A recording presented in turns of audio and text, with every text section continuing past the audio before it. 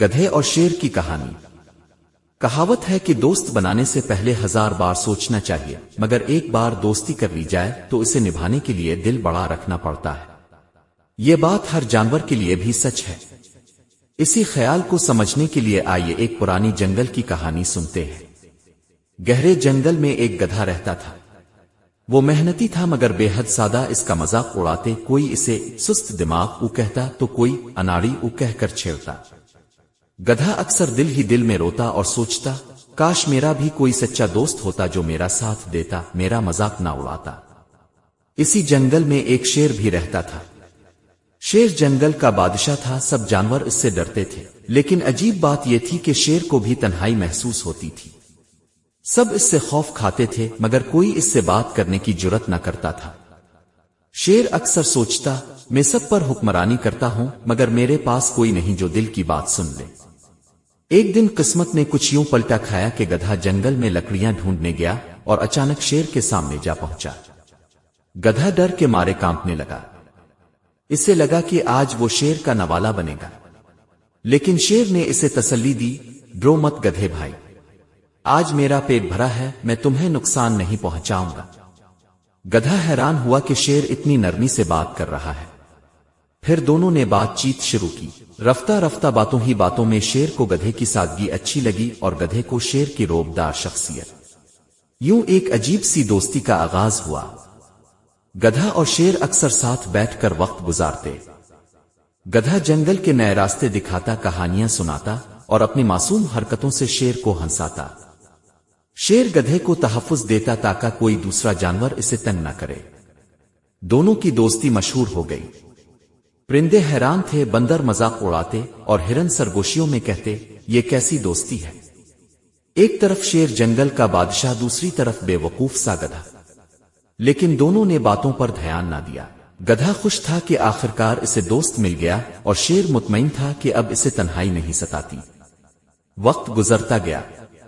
ایک دن گدھا اور شیر شکار پر نکلے۔ شیر نے ایک ہرن دیکھا اور جھپٹنے لگا مگر گدھے نے کہا، ٹھہرو دوست، شکار تو ہم دونوں کا ہے، اس میں میرا بھی حصہ ہونا چاہیے۔ شیر حیران ہوا اور مسکرا کر بولا، گدھے، تم میرا ساتھ ہو مگر شکاری تو میں ہوں، یہ میرا حق ہے کہ شکار پر میرا پہلا حصہ ہو۔ گدھا ضد پر اتر آیا، دوست ہو تو برابر کا حق ہونا چاہیے۔ تم طاقتور ہو تو کیا ہوا، میں بھی تو تمہارے ساتھ چلتا ہوں، تمہاری خدمت کرتا ہوں۔ بات آہستہ آہستہ جھگڑے میں بدل گئی۔ شیر کو اپنی شان پر دھچکا لگا کہ ایک گدھا اس کے برابر کا دعویٰ کر رہا ہے، جبکہ گدھے کو لگا کہ شیر صرف اپنی طاقت کا فائدہ اٹھا رہا ہے۔ کچھ دنوں تک دونوں کے درمیان خاموشی رہی۔ اب نہ وہ پہلے جیسا قہقہا تھا، نہ پرانی باتیں۔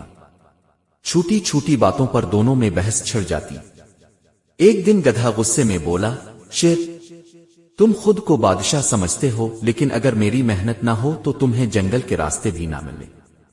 شیر نے غرور سے جواب دیا، گدھے، تمہیں بھول نہیں جانا چاہیے کہ میں شیر ہوں، میرا ایک ہی وار کافی ہے۔ دوستی کا مطلب یہ نہیں کہ تم مجھے چیلنج کرو۔ یہ بات گدھے کے دل پر چوٹ کر گئی۔ اسے لگا کہ شیر اسے کم تر سمجھتا ہے۔ اس کے دل میں ضد اور انا کی آگ بھڑکنے لگی۔ ایک دن دونوں ایک بڑے میدان میں آمنے سامنے آ گئے۔ گدھے نے شیر کو للکارا، آج فیصلہ ہو جائے کہ بڑا کون ہے۔